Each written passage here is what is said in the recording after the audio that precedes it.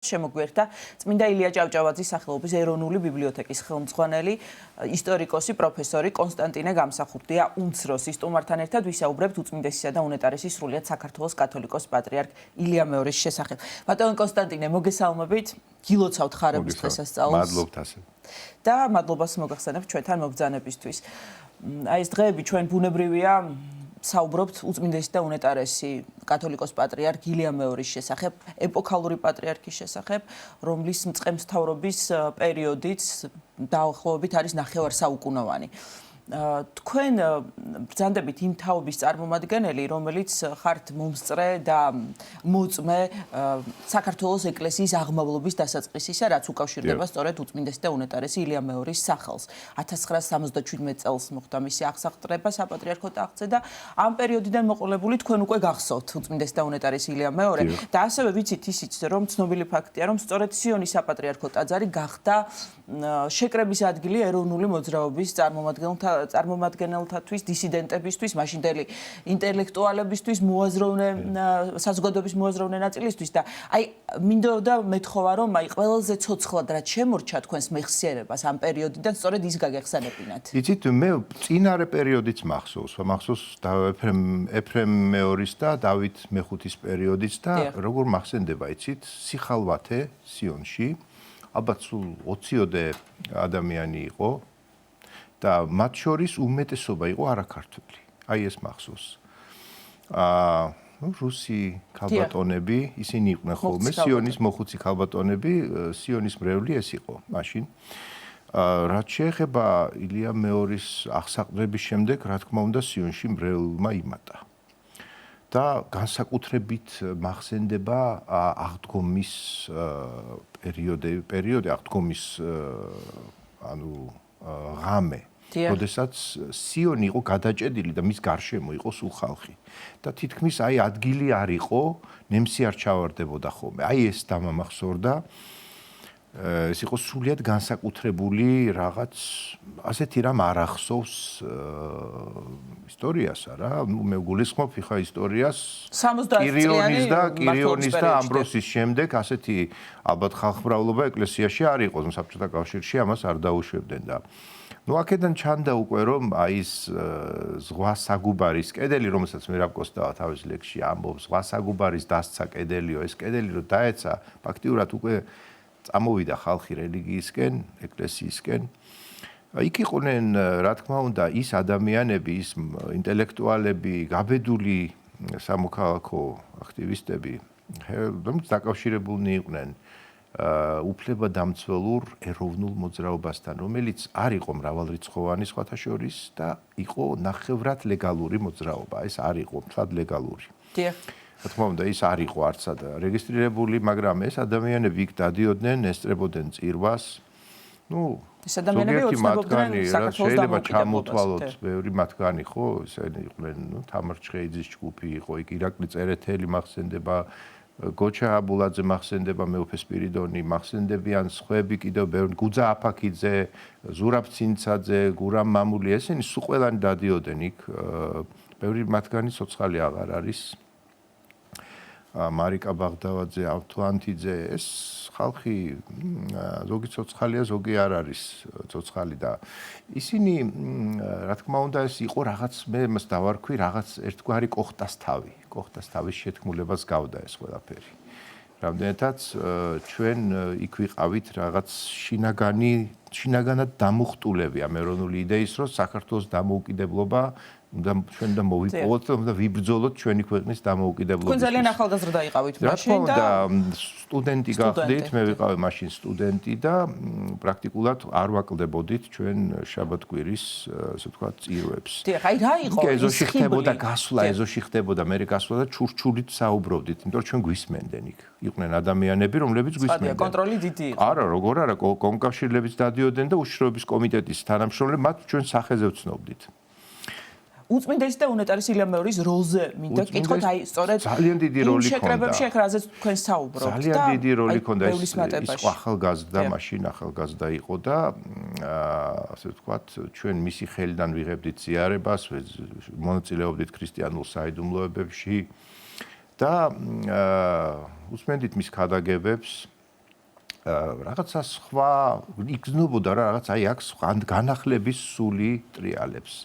განახლების სული ტრიალებს და არის გარკვეული აი ხელშეკრულება მასსა და ეროვნულ მოძრაობას შორის რომ ხელშეკრულება არაპირდაპირი მნიშვნელობით. არაპირდაპირი, რა თქმა უნდა, ეს არის დაუწერელი ხელშეკრულება, რომ ეკლესია იბრძოლებს არა მხოლოდ სულის ცხონებისთვის, არამედ ამ ქვეყნისთვისაც, ანუ ეროვნული დამოუკიდებლობისთვის იბრძოლებს, დიახ. იმიტომ რომ და საერთოდ ეროვნული მოძრაობის და ეკლესიის მიზნები ერთმანეთს ძალიან გავდა. ეს არ იყო ჩვეულებრივი რაღაც პოლიტიკური მოძრაობა, რომელიც მხოლოდ თქვათ პოლიტიკური მიზნებისთვის იმოქმედებდა, არა. ეროვნული მოძრაობის მიზანი იყო ასევე ეროვნული სულის, ეროვნული ხასიათის იმ სათნოებათა აღდგენა, რომელიც ისტორიულად ჩამოყალიბდა და ეკლესიის მიზანიც განასხვა რამე არის, არა, რა თქმა უნდა. აი რაც შეეხება მე ვახსენე ადრე ჩემს გამოსვლაში, რომ მერაბ კოსტავამ წმინდეს მიუძღვნა როგორ? მიუძღვნა დავით გარეჯელს, მამა დავითია ეს, მაგრამ როგორც შთამაგონებელს მიუძღვნა ეს ლექსი ილია მეორეს, იმიჯერ კიდევ მიტროპოლიტს. როგორც შთამაგონებელს, თორე ლექსი რა თქმა უნდა არის დავით გარეჯელზე და მე მახსენდება. რომელი თქვა ფრაგმენტი მიანიშნებს, რომ ნამდვილად პატრიარქს ეძღვნათ შთაგონება არის ილია მეორე. როგორც შთამაგონებელი არის ილია მეორე ამ ლექსში, თორე ცხადია დავით გარეჯელია ლექსის ასე ვთქვათ ძირითადი პერსონაჟი. მამაო გვარქვი უშვენობით ნეტა ვინასწლოს, მამაო ჩვენ და გადახსენი უცხო სამყარო, მამაო წყარო ცხოვრებისა ვისხუროთ ვინძლო, მამაო ვინძლო დამჭკნარ კვერთხზე ყლორტი ვახაროთ, მამაო ღირსი ქადაგების ცეცხლო და რვალო, მამაო მაღალ სასწაულთა ღირსო ქმედებაო, მამაო ზეცით მომძირალო უშრეტო თვალო, მამაო ქველთა შემოქმედთა ხელოვანთა შემოქმედებაო. და ესე ნამდვილად ახარა უწმინდესმა დაუნეტარესმა ახალი ყლორტი და ის ნამდვილად არის წმინდა ანდრია პირველწოდებულის და წმინდა ნინოს გზის გამაგრძელებელი და ახალი მომაქცეველი ჩვენი ქვეყნის. რაც თავარია ის გეზი, ესე იგი, რაც დაიდო ის ქვა, ძირითადი ფუძე ქვა, რაც დაიდო უწმინდესი კირიონის მიერ და შემდეგ ამბროსის მიერ იქნა გაგრძელებული, ეს არის საქართველოს ეკლესიის ავტოკეფალიის ცნობა. ეს არის ძალიან მნიშვნელოვანი. ამაზე უნდა მოხდეს გამახვილება. ის რაც 1990 წელს დააგვირგვინდა რა, ეს რომ დიდი ბრძოლის შედეგად რომ საქართველოს ეკლესია კი არ ცნეს, რომ რაღაცა ავტოკეფალია მოიპოვა მან 1917 წელს. სხვათა შორის ხო არამედ ის ახადგინა. აი ეს არის მნიშვნელოვანი, თორემ ხა იმ ავტოკეფალიას სხვათა შორის რუსეთის ეკლესიის გარკვეული ნაწილი არ ცნობდა. მათთვის აი ამ ნაწილისთვის და ეს უფრო არის RCP-ს საზღვარგარეთის ფილიალი. ჩვენ დღესაც კრასნოდარის ეპარქია ვართ. და კირიონის სქიზმატიკოსად არის მიჩნეული მათ მიერ. რა თქმა უნდა, ასე არ იყო ის ნაწილი ეკლესიისა, რომელიც იყო დარჩენილი მოსკოვში, მან სტალინის ზეწოლით, როგორც ჩანს, დიდი ალბათობით სტალინის ზეწოლით 1944 წელს ცნო ქართული ეკლესიის ავტოკეფალია, მაგრამ ის ნაწილი ხომ დარჩა. პატრიარქის ღვაწლზე ამ მიმართულებით ავტოკეფალიის აღიარებას რაც უკავშირდება, რაც მოხდა 1990 წლის 4 მარტს, მაშინ იყო მართლმადიდებლობის ზეიმი, ამ დღესასწაულზე გადმოგვეცა სწორედ ორი ტომოსი, ერთი ავტოკეფალიის აღიარებისა და მეორე პატრიარქის ტიტულის ცნობისა. რამდენიმე გადაცემა მიუძღვენით და თქვათ ჩვენს მოსახლეობას, საზოგადოებას ალბათ აქვს ინფორმაცია, ეს რამხელა საქმე იყო, რა დიდი საეკლესიო და ასე ამავდროულად ეროვნული საქმე პატრიარქის მხრიდან. პირველი შეხვედრა ჩემი იყო მახსოვს 1900, აი ეს ერთ-ერთზე შეხვედრა, ეს იყო 1986 წელს, 86-85-ში, როდესაც მისგან მე მივიღე ერთგვარი დავალება, რომ კალისტრატე პატრიარქის შრომა, რომელიც დაცული იყო ხელნაწერთა ინსტიტუტში, რუსულად წამეკითხა, გადამეთარგმნა ქართულად და გამომეცა სათანადო კომენტარებით. მე როგორც მეცნიერი, მაშინ გახდით ასპირანტი, დღევანდელი გაგებით დოქტორანტი აღმოსავლეთ ცოდნეობის ინსტიტუტისა და მართლაც მე შეუდექი ამ საქმეს და საქმე დავაგვირგვინე წარმატებით, იმიტომ რომ ეს არ იყო ძალიან ძნელი იყო კალისტრატე პატრიარქის ხელის გარჩევა. ადვილი საქმე არ იყო. ეს იყო იბერიის ეკლესიის ისტორია. ოღონდ სასანიდების პერიოდში, ანუ მესამე, მეექვსე საუკუნეები, დიახ. იგივე წმინდანინოს ქადაგებებზეც იყო იქ წმინდანინოს პერიოდი მირიანი და შემდეგი ვახტანგ გორგასლის პერიოდი. ეს ყველაფერი ჩვენ გამოვეცით საღვთისმეტყველო კრებულში, მაშინ სხვათა შორის საღვთისმეტყველო კრებულში ნაყოფიერად მოღვაწეობდა ზვიადგამსახურდია, ედიშერ გიორგაძე, ზურაბ კიკნაძე, ეს ერთი ჯგუფი იყო, რომელმაც დაიწყეს საღვთისმეტყველო კრებულის გამოცემა. სამწუხაროდ მე როგორც ჩანს ჩაერია უშიშროების კომიტეტის სხვათა შორის ხელებს ურცხვად აფათურებდა. და ის მიზეზი რატომ უჭერდნენ ზვიადგამსახურდია და მერაბ კოსტავა ილია მეორეს და ძალიან დიდი მხარდაჭერა აღმოუჩინეს მათ, როდესაც ის უნდა მოდიოდა პატრიარქის ასე ვთქვათ ტახტზე, იმიტომ რომ ისინი ხედავდნენ რომ უშიშროების კომიტეტი აფათურებს თავის ბინძურ ხელებს ეკლესიის საქმეებში და ის სხვა კანდიდატი იყო არასანდო ამ შემთხვევაში. ბატონო კონსტანტინე, ჩვენ სწორედ აი ამაზეც გვინდოდა გვესაუბრა მერაბ კოსტავასა და ზვიადგამსახურდიას დამოკიდებულება ახალგაზრდა მიტროპოლიტი ილია შიოვაშვილისადმი, რომელიც ხუმაფხაზეთის მიტროპოლიტი ბრძანდებოდა და აი საუბრობთ იმ მხარდაჭერაზე, რაც ჰქონდა ეროვნული მოძრაობის წარმომადგენელთაგან. დასაკვირველი ყველაფერი დაიბეჭდა საქართველოს მოამბეშის თვითგამოცემა იყო და ჩვენ ვაპირებთ გამოვცეთ მომავალში ეს ყველაფერი და გავავრცელოთ თვითგამოცემა, სადაც იყო პირდაპირ ამაზე საუბარი, რომ საქართველოს ეკლესიაში ხდებოდა ისეთი ამბები, რომლის უკანაც პირდაპირ ჩანდა უშიშროების კომიტეტის მაშინდელი უშიშროების კომიტეტის საქმიანობა. იკვეთებოდა მათი საქმიანობა, დესტრუქციული და თავხედური საქმიანობა, მე ესე ვიტყოდი და მათ არ სურდათ რაღაცნაირად ეკლესიის გაშვება ხელიდან, მათ არ სურდათ რომ ეკლესიაში შექმნილიყო ცენტრი, მიზიდულობის ცენტრი ეროვნულად განწყობილი ადამიანებისთვის და აი სწორედ ამას აღწევდნენ ისინი. მაგრამ მათ კოზი დამარცხდნენ, რა თქმა უნდა, ისინი ამ შემთხვევაში ცხადია რომ დამარცხდნენ.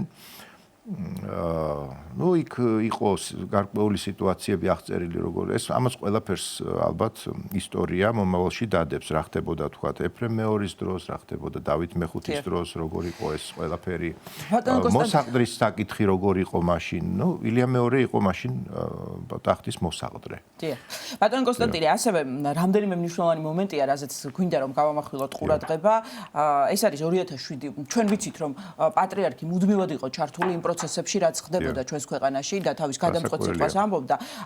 9 აპრილზეც მინდა გკითხოთ, 1999 წლის 9 აპრილზე ურდღეშია სწორედ 9 აპრილი და თქვენ იქ ბრძანდებოდით, როდესაც პატრიარქი მობრძანდა, როგორ გაიხსენებთ პატრიარქის როგორ გავიხსენებთ და მე მინდა რომ აი იმ ადამიანებს, რომლებმაც ვერ გაიგეს რა მოხდა იქ, მინდა რომ მათ ცივი წყალი გადავასხა და უთხრა ერთი რამ. მე გულისხმობ არაკეთილ განწყობილებს პატრიარქი იქ როდესაც მოვიდა, მას არც ერთი სიტყვით არ უთქვამს, რომ დაიშალეთ. ბრძანა რომ გადავიდეთ ვილოცოთ ქაშვეთში. ეს გულისხმობდა რაღაცა პატარა ნაწილი, იმიტომ რომ ქაშვეთში დაეტევა მაქსიმუმ 1000 კაცი. თავის ეზოიანად. და იქ იყო 15000 ადამიანი, ხო? ჯერ ერთი ეს.